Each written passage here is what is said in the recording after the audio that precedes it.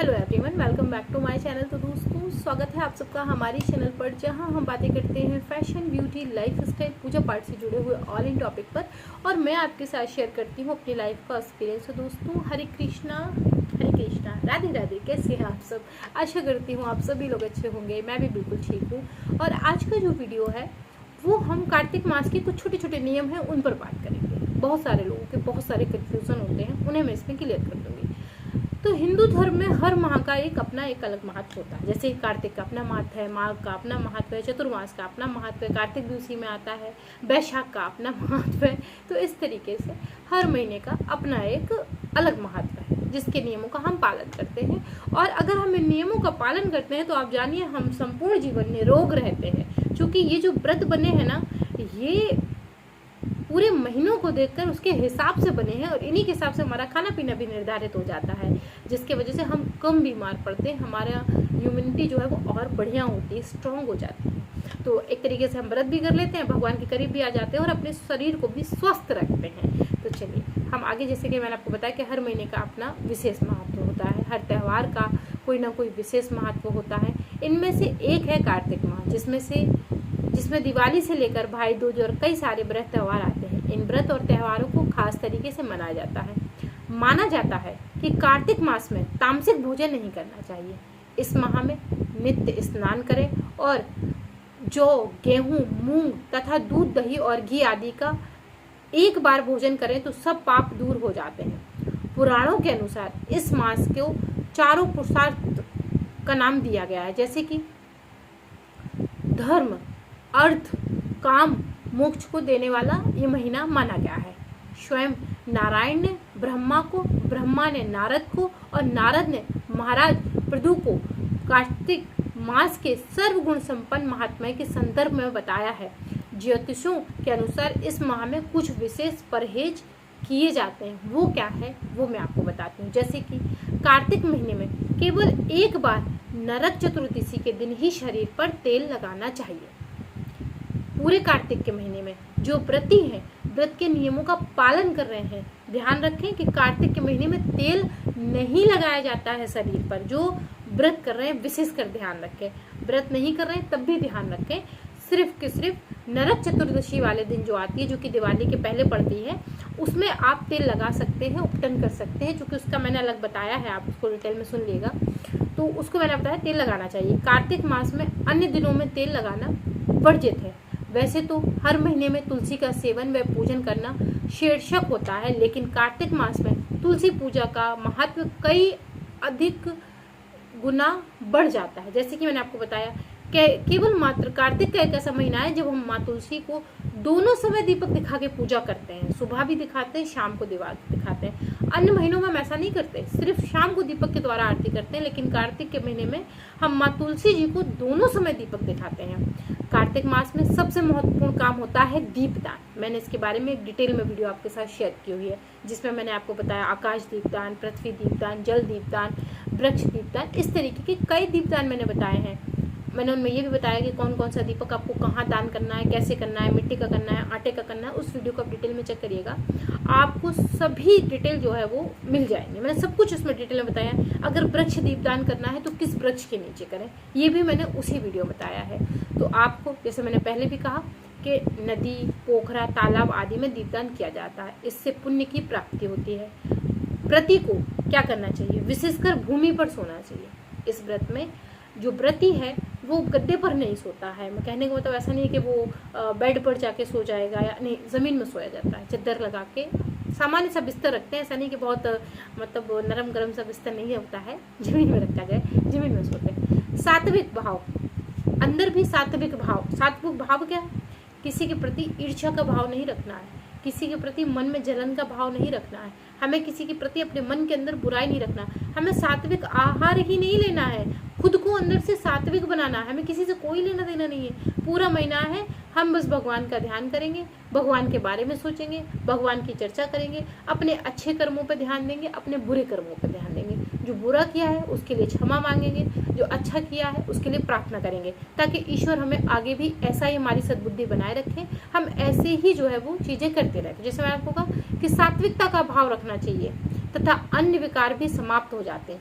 इसीलिए इस माह में जमीन पर सोना अच्छा माना गया है। वैसे भी जब हम जमीन में सोते हैं तो हमारी पीठ एकदम सीधी होती है, हम तमाम चीज़ों से रोग मुक्त हो जाते हैं। कार्तिक महीने में तिलहन, फलीदार चीज़ें व दालें अर्थात उड़द, मूंग, मसूर, चना, मटर, राई, ये चीज़ें हमें आदि नहीं खाना चाहिए। ठीक है ना, आप समझ रहे हैं ना। तो मैंने इतनी चीज़ें आपको बता दी, बगैर कि आप देख लीजिएगा कि जो तिलहन टाइप की चीज़ें हैं उनमें क्या आता है वो आप ना खाएं। व्रत करने वाले को चाहिए कि वह तपस्वी हो। कहने का मतलब, तपस्वी का मतलब तपस्या करके व्रत करे। ऐसा नहीं है कि हमने बैठे खाए जा रहे हैं, ये भी लाओ वो भी लाओ, अरे भैया तो व्रत है, ये भी खाएंगे वो भी खाएंगे, ऐसा नहीं करना चाहिए। तपस्वी होना चाहिए, हमारे अंदर तपस्या का भाव तो होना ही चाहिए। जब तपस्या का भाव आएगा तो हम अपने आप ही तपस्वी हो जाएंगे।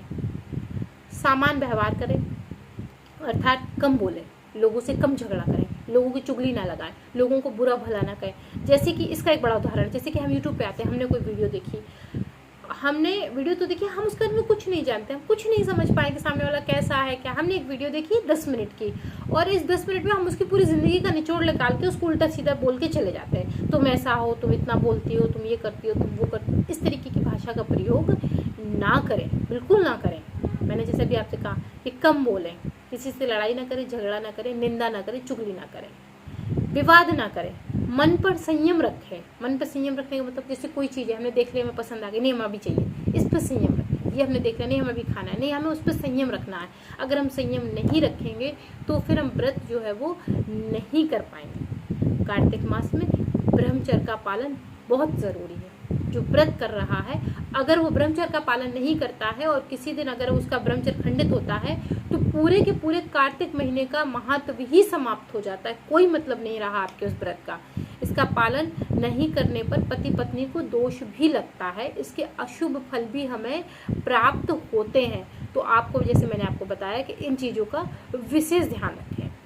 क्या क्या कि आप ब्रह्मचर्य का पालन करें, अपने पति पत्नी जो भी हैं सात्विकता का विशेष ध्यान रखें, एक दूसरे से थोड़ा सा दूर रहे महीने भर, उसके बाद तो सब अपने ही अपने हैं है ना। तो इसका ध्यान रखें। अगर हम व्रत करते हुए अपने व्रत खुद जानबूझ के खंडित करते हैं ना, तो इसका दोष हमें ज़रूर लगता है, जो हमें तत्काल में तो समझ में नहीं आता, लेकिन आगे चल के ज़रूर समझ में आता है।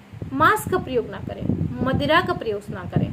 जो लोग विशेष रूप से नॉनवेज खाते हैं, कहने को हिंदू है लेकिन उनका मन नहीं मानता, उनके लिए विशेषकर मछली का जो है धार्मिक दृष्टिकोण से वर्जित माना गया है। इन्हें तामसिक भोजन कहते हैं। खास तौर पर कार्तिक महीने में मछली खाना अच्छा नहीं कहा गया है। इसकी वजह से यह है कि महीने में जो कार्तिक का महीना है, भगवान विष्णु जल में अपने मत्स्य अवतार के रूप में रहते हैं। वैज्ञानिक दृष्टि देखें तो आषाढ़ में बाढ़ और वर्षा की वजह से जल प्रदूषित रहता है।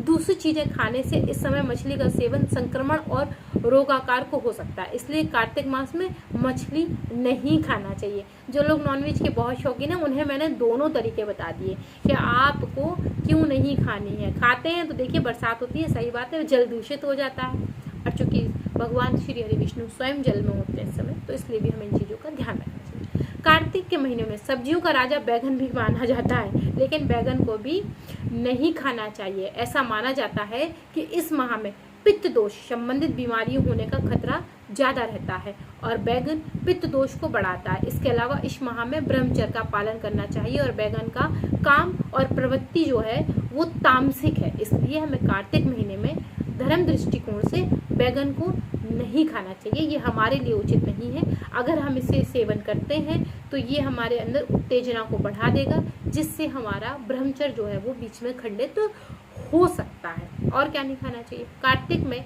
करेले का सेवन भी वर्जित माना गया है। करेला वातकार यानी वायु बढ़ाने वाली सब्जी माना जाता है।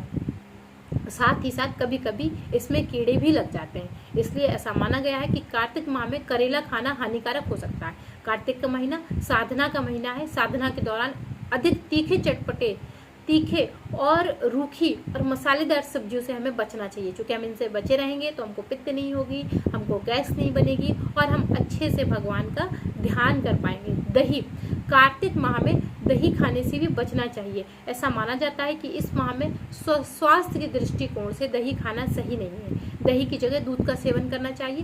धार्मिक दृष्टिकोण से कार्तिक में दही खाना संतान के लिए शुभ नहीं माना जाता। सो कई सारी चीजें मैंने आपको बताई। जीरा स्वास्थ्य के लिए लाभदायक होता है, लेकिन कार्तिक के महीने में जीरा खाना नुकसानदायक हो सकता है, इसलिए जीरे का सेवन कार्तिक के महीने में ना करें, ये आपको नुकसान पहुंचा सकता है। मूली उत्तेजक 5 चीजों का सेवन में से परहेज के अलावा कार्तिक के माह में मूली का सेवन करना लाभदायक माना गया है। स्वास्थ्य की दृष्टिकोण से इस माह में मूली खाना फायदेमंद है, क्योंकि इस मौसम में कफ दोष और पित्त दोष संबंधी बीमारियां होने की समस्या उत्पन्न हो सकती है, इसलिए इस माह में मूली खाना लाभकर है। लेकिन मैं आपसे एक बात ये कहूँगी, खाना तो लाभकर है, आप खा सकते हैं, इसमें कोई बहुत समस्या नहीं है, लेकिन कोशिश करके आप शाम के समय में मूली ना खाएं। मूली के बारे में कहावत है कि दिन में मूली मूली और रात में मूली सूली।